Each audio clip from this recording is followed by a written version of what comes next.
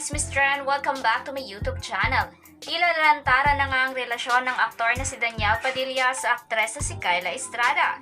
Tila hindi na nga raw tinatago ni Daniel ang kanyang bagong relasyon sa aktres dahil makikita naman daw yan sa mga magkakasunod na magkasama ang dalawa sa publiko.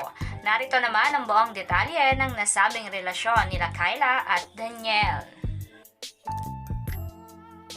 Mukhang hindi na tinatago pa ni Daniel Padilla ang relasyon nito kay Kyla Estrada. Kaya ang dating Katiel Panay ay inuulot naman si Catherine Bernardo kung kailan nito ipapakita ang rumor jowa nito si Mayor Mark Alcala Talbog. Kasi di ba yun nga, marami na nga nagsasabi na talaga, di ba binisto na, mag-jowa na sila.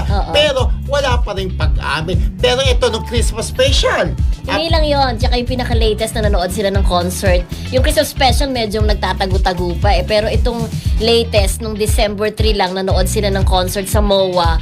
Yung concert ng Fourth of Spades. Eh talagang nakatayo sila doon, nakikita mo kuya. Talagang naka-akboy si ano. Tapos bulungan. May pulungan. Bulungan ng ganon. Tapos kada may lumalapit sa kanilang tao, nakikipag-picture. Game na game sila. Di ba ibig sabihin, hindi na talaga tinatago. Although wala pa yung talagang pag-amin na direkto na kami na.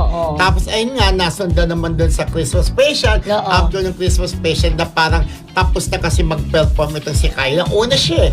Tapos alam mo ng mga kapatid, mga paparazzi. Ngayon, dumating na si Daniel, pumunta sa kanyang kotse hanggang doon pala sa loob ng parking. May mga panina nag-abang. Nung pagbukas na ng kotse, sightseeing doon ang beauty ni Kyla Estrada. Diba? Nakunan. Diba? Nakunan. Diba?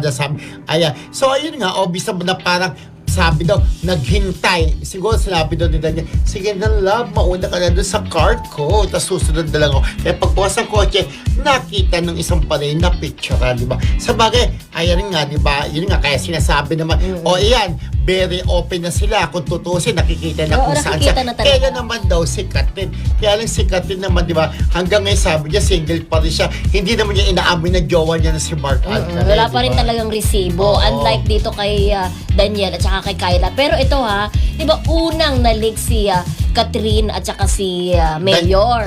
Una silang nalink eh. Pero later na lang ito si Daniel at saka si Kyla, sila yung unang umamin. O hindi pa naman talaga actually umamin. Pero makikita naman natin na sila na talaga. Kumbaga, yung mga nakapaligid sa kanila, umaamin na sila na talaga. Kasi nga ditong concert, parang ang gaang-gaang lang, parang ang saya-saya nila together. Sabi nga nila, parang nakita raw nilang muli yung yung kasiyahan sa mukha ni Daniel. Na parang diba, yung lumalakad pa lang doon si Daniel papunta kay Kyla, yung time ng concert, diba? Parang sabi, wow, ang saya-saya ng mukha ni Daniel, mukhang in love, diba? So ayun nga, diba, obvious naman na talagang may relasyon na, pero wala pa rin talagang pag-amin. Pero si Catherine Puel, ayun nga sinasabi, umamin ka na rin, total, wala na talagang pag-asa na magkabalikan pa kayo. Pero yung mga panay, di ba, ng Katiel, siguro alam na nila, gising na rin sila sa katotohanan na talaga malabo nang magkaroon ng parto ang relasyong Katiel. Kahit ba sabihin mong 11 years yan at months pa lang itong si Kyla at saka si Daniel, wala sa haba ng panahon. Pero, eto na. Di ba nalaman, naghiwalay dati si Romnick at si Harley Bautista nung kabataan nila. Puro mga artista naman ang comparison. Hindi. Naghiwalay sila, nagkaroon ng kanya-kanyang asawa, pero nakipaghiwalay ulit. After 20 years, sila pa rin back to each other's arms. Pero after ilang taon din, naghiwalay din. Hindi talaga natin masabi. Pero malay natin. Pero syempre, wini-wish natin na magtagal ang Kyla, di ba? Kyniel, di ba? Okay.